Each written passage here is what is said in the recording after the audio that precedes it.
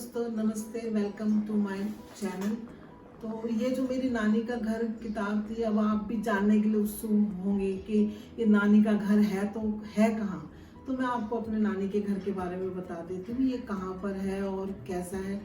ये मेरी नानी का घर जो है यूपी में है और एटा जिला है इसका, और डाकखाना जैथरा।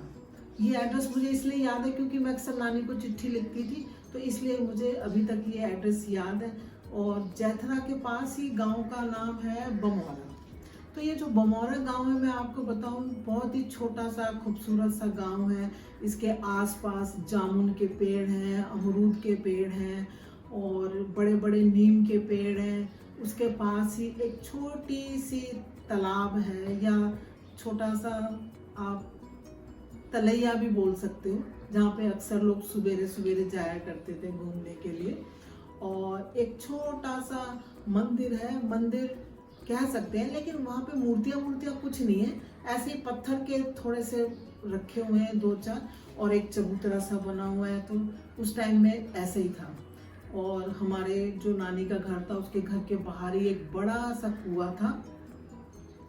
कुएं के साथ ही हमारी एक चौपाट थी जिसपे गेस्ट लोग आते थे, बहुत बड़ी थी। और उसका जो सीलिंग होती है, उसके ऊपर बड़े खूबसूरत से मोर, चीते, शेर ये बने हुए थे, कलरफुल।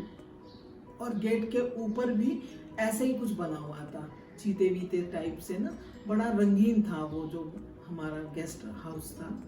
और जो नानी का घर से जाते थे, तो नानी के घर से निकलते ही गांव में जो ये गोबर के उपले बनाते हैं, उस टाइम में इनको बटिया बोलते थे।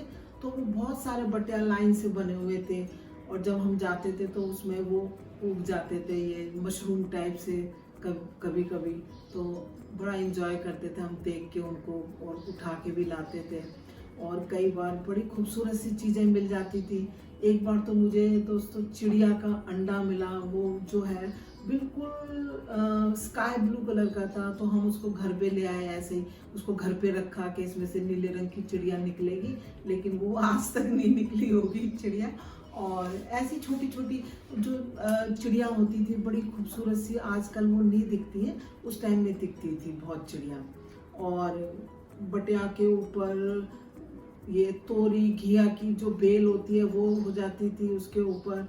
तो लोग शाम को वहीं से सब्जी तोड़ लेते थे। और उसके अंदर कई बार क्या है कि ये कोबरा वगैरह भी आ जाते थे छुपने के लिए। तो औरतें बड़े आराम से उसके अंदर से निकाला करती थी उपलों को, कि कहीं काट वाट ना लें इसलिए।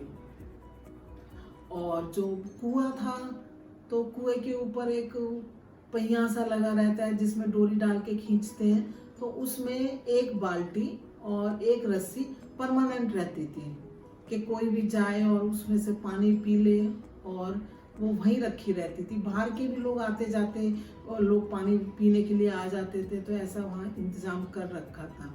और उसके आगे ही 3 जामुन के पेड़ थे, जिसके मतलब जामुन बहुत अच्छे थे। तो हम तोड़ तोड़ के खाया करते थे। हम जाते थे मई जून में, तो उस टाइम में इतने बारिश नहीं होती थी, तो पके नहीं होते थे, लेकिन फिर भी हम तोड़ते थे उनको ऐसे ही। और 1-2 आम के पेड़ थे। एक बार दोस्तों हम चारपाई पे बैठे हुए थे, और एक पका हुआ आम मेरे सर के ऊपर भी गिरा था। तो सबने बोला कि अरे अरे, इसकी तो किस्मत खुल गई, इसको भगवान ने पका हुआ आम दिया है। तो फिर उसको काटा, खाया, बहुत ही अच्छा था।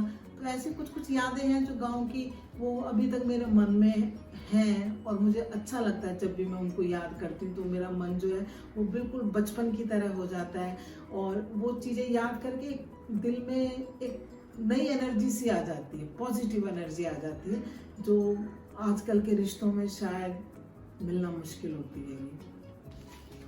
और जो नानी थी, उनका क्या था कि उनके बाल जरा छोटे थे, तो वो बाल खोलती नहीं थी, ऐसे ही बंद करके रखती थी अपने बालों को, ताकि कोई देख ना ले, क्योंकि उस टाइम में अच्छा नहीं मानते थे छोटे बाल की औरतों को, शायद इसलिए।